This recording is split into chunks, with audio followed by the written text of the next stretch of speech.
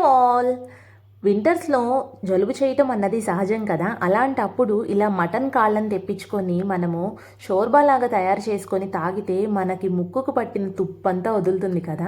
నేనైతే ఇక్కడ 4 తెచ్చుకున్నానండి మటన్ కాళ్ళు. తెచ్చుకున్న తర్వాత మంచిగా వాష్ చేసేసి ఇంకా దీంట్లో పసుపు అండ్ ఉప్పు వేసుకొని ఇలా మసాజ్ చేసుకుంటూ వాటర్ వేసుకొని మంచిగా క్లీన్ చేసుకున్న తర్వాత కుక్కర్లో ట్రాన్స్ఫర్ చేసేసి ఒక 3 గ్లాసెస్ వాటర్ని యాడ్ చేసుకొని ఒక 7 to 8 విజిల్స్ ఇచ్చాను. దీంట్లో పసుపు అండ్ ఉప్పు ఏమీ యాడ్ చేయకుండానే నేను ప్లెయిన్గా బాయిల్ చేసుకున్నా. ఇలా చేసుకున్న తర్వాత చూసారా ముక్క ఎంత బాగా కుక్ అయిందో.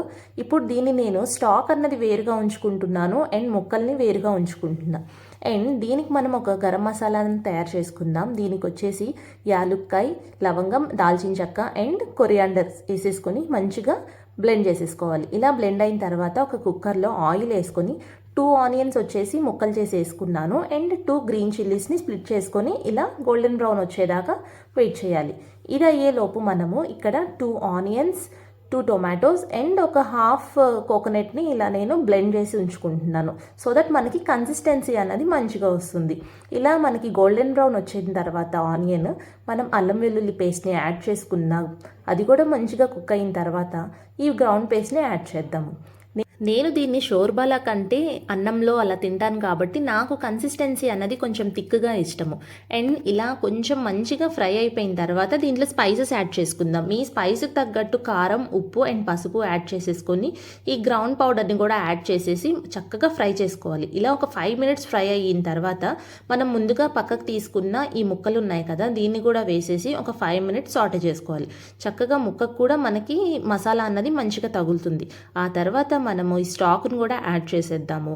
అండ్ ఇక్కడ నేను ఆ తర్వాత ఒక చిన్న గ్లాస్ అంతా వాటర్ని కూడా యాడ్ చేసుకుంటున్నా కన్సిస్టెన్సీకి తగ్గట్టు. అండ్ మనకి పులుపుదనం కోసం నేను ఒక చిన్న లెమన్ సైజ్ అంతా చింతపండును కూడా నానబెట్టుకొని దాని పల్పును కూడా యాడ్ చేస్తున్నాను లాస్ట్లో. ఇలా యాడ్ చేస్తే మనకి నిమ్మకాయ కూడా అవసరం లేదండి. ఆ ట్యాంగీనెస్ ఉంటుంది, కారం ఉంటుంది. అండ్ లాస్ట్లో మనం కొత్తిమీరని వేసుకొని మీకు నచ్చితే స్ప్రింగ్ ఆనియన్స్ యాడ్ చేయొచ్చు, లేదంటే స్కిప్ చేసేయండి.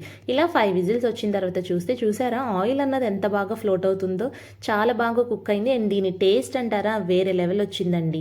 మనం దీన్ని వైట్ రైస్లోకి, చపాతీ, రాగన్నం, ఇడ్లీ, దోశ అండ్ గారెలో కూడా చాలామంది తింటారు కదా. మీకు దేంట్లో ఇష్టమో నాకు కామెంట్ సెక్షన్లో చెప్పండి. నేనైతే దీన్ని వేడి వేడి అన్నంలో ఇలా పులుసేసుకొని తింటూ ఉంటే అలా కళ్ళల్లో నీళ్లు, ముక్కులో నుంచి నీళ్లు వస్తూను నేనైతే చాలా బాగా ఎంజాయ్ చేశానండి. మీకు ఎలా నచ్చింది ఈ రెసిపీ? నచ్చిందా? లైక్ చేయండి, షేర్ చేయండి. Thanks for watching. Please subscribe. Thank you.